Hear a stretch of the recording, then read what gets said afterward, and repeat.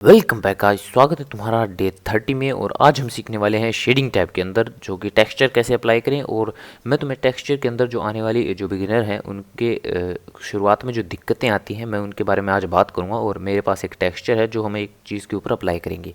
तो सबसे पहले तो इन सबको डिलीट करेंगे और एन प्रेस करूँगा और यहाँ से हम चलेंगे शॉर्टकट। और यहाँ से मैं अपने शॉर्टकट ऑन कर देता हूँ ताकि तुम्हें दिखे कि मैं क्या चीज़ प्रेस कर रहा हूँ। शिफ्ट ए मैश और यहाँ से हम लेंगे एक सिलेंडर। सिलेंडर को सबसे पहले हम छोटा करेंगे, एस और जेड। इतना तो तुम्हें अभी तक आ ही गया होगा, हमने बहुत सारी चीज़ें पहले से ही बना ली हैं। तो अब हम चलेंगे शेडिंग टैब के अंदर और यहाँ से इसके ऊपर एक मटेरियल को अप्लाई करेंगे। तो मैं न्यू के ऊपर क्लिक करूँगा और यहाँ से जो अपनी इमेज है वो मैं सेलेक्ट कर लेता हूँ। और डिस्क्रिप्शन के अंदर उसका लिंक है, तो जाकर उसे डाउनलोड कर लेना और तुम भी उसे इस्तेमाल कर लेना। खुद प्रैक्टिस करो यार थोड़ी बहुत। अगर थोड़ी बहुत प्रैक्टिस नहीं करोगे तो मुझे तो नहीं लगता कि तुम्हें कुछ भी मतलब समझ में आएगा। मतलब सीखने से ऐसे क्या होगा, खुद प्रैक्टिस करोगे तभी तुम्हें आएगा। तो मैंने अपने जो इमेज थी मेरे पास उसे इसके अंदर इंपोर्ट कर लिया है। और अब देखना, जब मैं इस सिलेंडर के अंदर अपना जो टेक्स्ट है उसे कनेक्ट करूँगा कलर को बेस कलर के साथ, तो जो मेरा टेक्स्ट था लिखा हुआ वो तो नहीं आया, लेकिन कुछ अजीब सी लाइनें आ गई हैं और जो टेक्स्ट था वो बिल्कुल ही मिट चुका है। तो अब इसे देखने के बाद कुछ बिगिनर हैं होते हैं, उन्हें लगता है कि इस ब्लेंडर के अंदर ही दिक्कत है, लेकिन इसके अंदर दिक्कत नहीं है।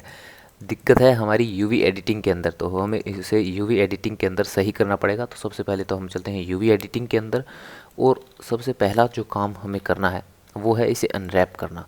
तो सबसे पहले तो इसे सेलेक्ट करना, जितने भी इसके अंदर वर्टिसेस हैं उन्हें सेलेक्ट कर लेना। और ध्यान रखना मैं एडिट मोड के अंदर हूँ, टैब दबाएंगे। अब ऑब्जेक्ट मोड के अंदर है और वापस से टैब दबाऊंगा, मैं एडिट मोड के अंदर हूँ।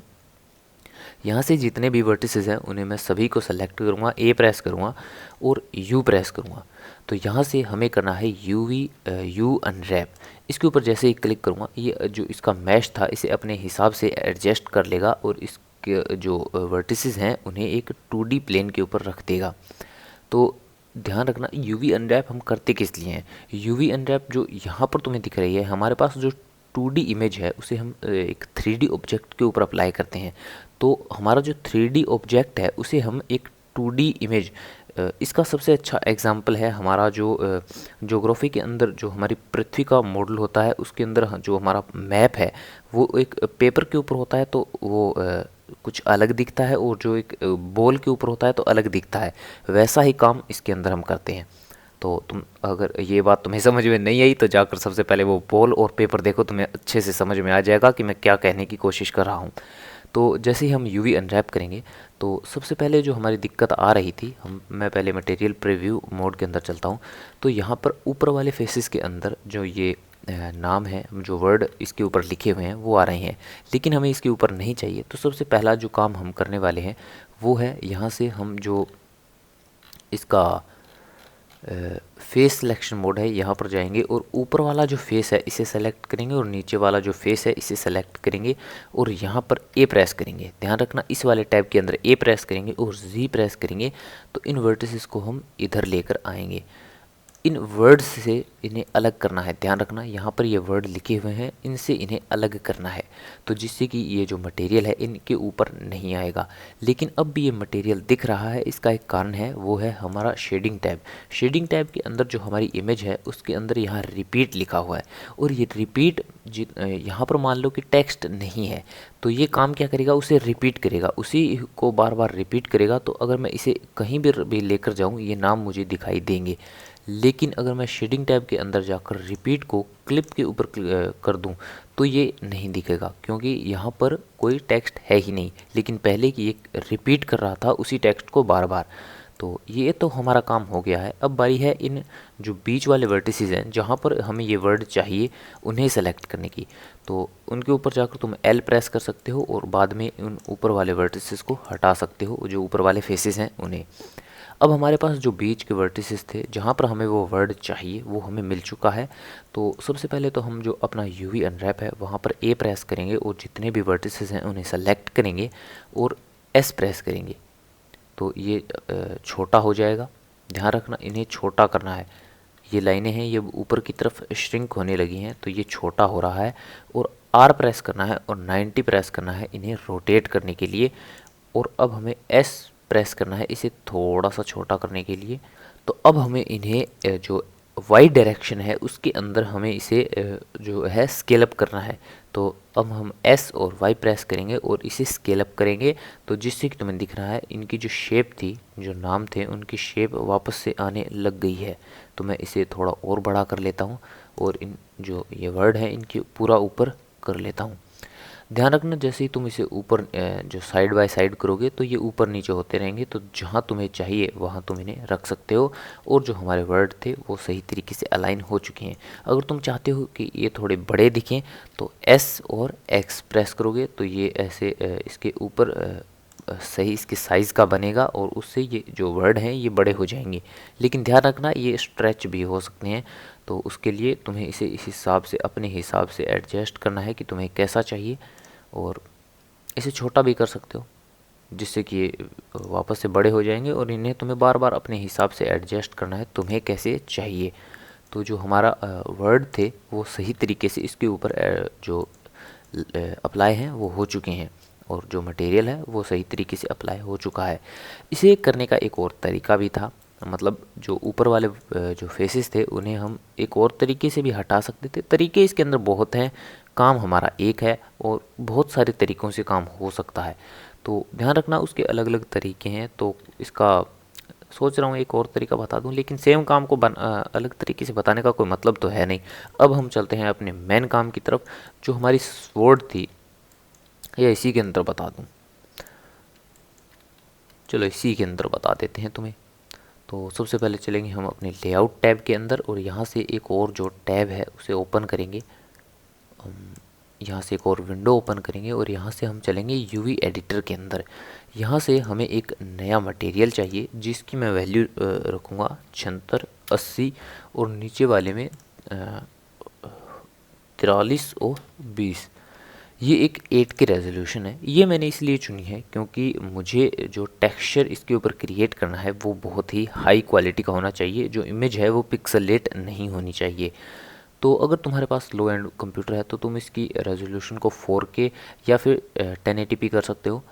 उसके अंदर तुम्हारी जो पिक्चर क्वालिटी है वो थोड़ी ख़राब होगी, जिससे कि तुम जो बम्प नोड है उसे अच्छे से उपयोग नहीं कर पाओगे।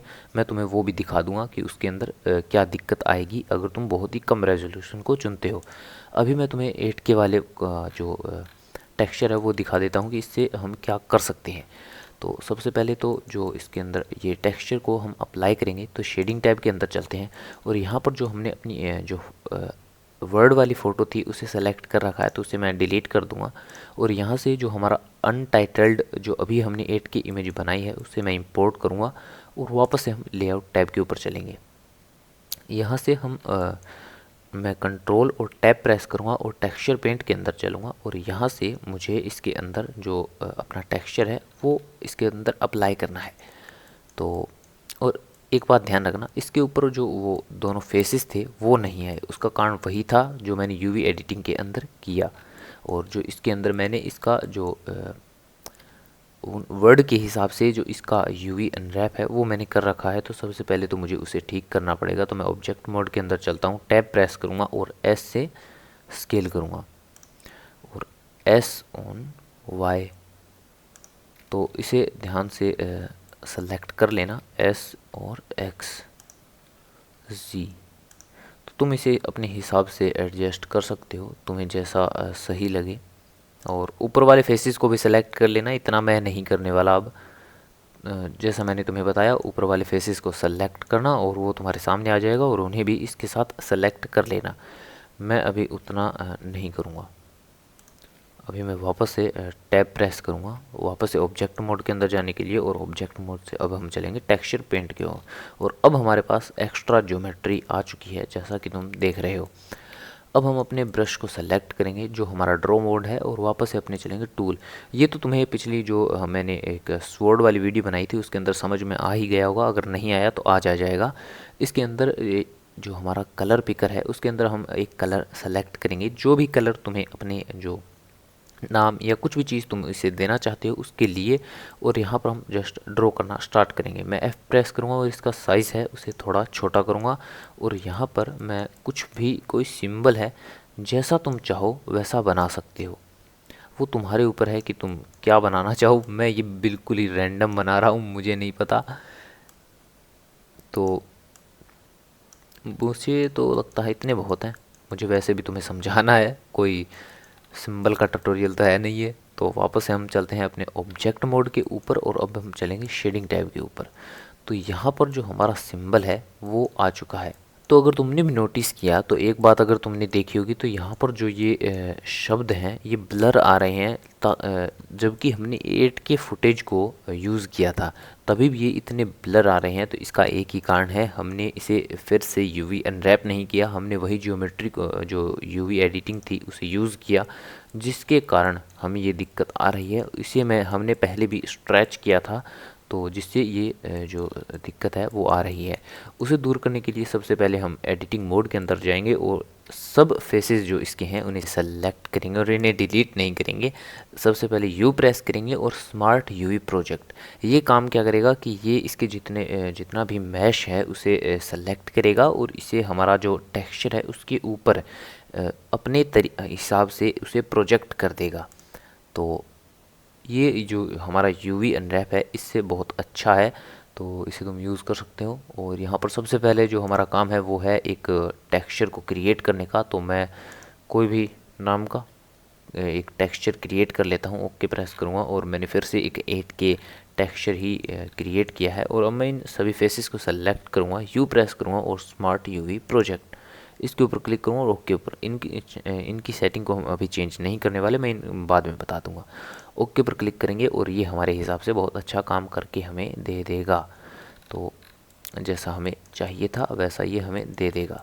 तो अब हम चलेंगे वापस से अपने टेक्सचर पेंट मोड के ऊपर और ओ अभी मेरे समझ में आया, मैंने शेडिंग टैब के अंदर इसे यहाँ से जो टेक्सचर था उसे चेंज ही नहीं किया। मुझे दो के ऊपर क्लिक करना था और यहाँ से हम यूवी एडिटिंग के ऊपर चलेंगे और यहाँ से इन जो फेसेस हैं उन्हें वापस से सेलेक्ट करेंगे और स्मार्ट यूवी प्रोजेक्ट के ऊपर क्लिक करेंगे, क्योंकि जो पहले वाला टेक्सचर था वो हमने पहले ही उसके अंदर जो चीज़ें थी वो बदल रखी थी, तो ये उसे अच्छे से नहीं कर पाता। तो मैंने एक नया टेक्सचर क्रिएट किया, उसके बाद इसे यूवी अनरैप किया दोबारा से स्मार्ट यूवी प्रोजेक्ट, क्योंकि हमने इसे अपने नए टेक्सचर के ऊपर प्रोजेक्ट किया है। तो ये अब सही है। वापस से हम अपने टेक्सचर पेंट मोड के ऊपर चलेंगे, मैं कंट्रोल टैब प्रेस करूँगा टेक्सचर पेंट, और अब हम इसके ऊपर जो भी नाम या कुछ भी लिखेंगे तो वो ब्लर नहीं होगा। तुम्हें यहीं पर भी दिख रहा है, मैं कोई भी जो सिंबल है वो क्रिएट कर सकता हूँ। अभी मुझे भी नहीं पता कि मैं क्या क्रिएट करने की कोशिश कर रहा हूँ, पर कुछ भी समझ लो। अब हम वापस अपने शेडिंग टैब के ऊपर चलेंगे और यहाँ पर देखो तो हमारा जो इमेज था अब वो बिल्कुल भी जो है पिक्सेलेट नहीं हो रहा है। तो उसकी दिक्कत थी हमारी यूवी अनरैपिंग, उसे सही कर लोगे तुम्हारे टेक्सचर के अंदर दिक्कत नहीं आएगी। वापस से हम कलर को हाइट से कनेक्ट करेंगे और अब अगर तुम देख रहे हो तो जो इसके अंदर एक इफ़ेक्ट आ रहा है जैसे ये इसके अंदर ही है। और अब मैं इसे इन्वर्ट कर दूंगा तो इन्वर्ट से ये इसके अंदर जो है, पहले ये बाहर की तरफ दिख रहा था लेकिन अब ये इसके अंदर ही गड़ा हुआ दिख रहा है। लेकिन अभी तुम्हें इतना फ़र्क नहीं पता चलेगा, हम इसके अंदर एक कलर ऐड करेंगे जो कि हम करेंगे मिक्स कलर नोड की सहायता से।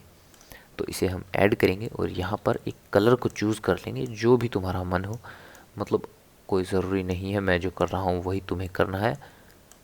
कोई भी कलर तुम चूज़ कर सकते हो, उसे मिक्स के ऊपर या मल्टीप्लाई के ऊपर, वो तुम्हारी मर्ज़ी है तुम किसके ऊपर इसे सेट करना चाहते हो। मैं अभी मिक्स के ऊपर ही पड़ा रहने दूंगा। इसकी जो वैल्यू है 0.5, जिससे कि मुझे इसका जो कलर है वो दिखाई दे। और अब तुम्हें ये साफ साफ दिखाई दे रहा है कि ये इसके अंदर गड़ा हुआ दिखाई दे रहा है।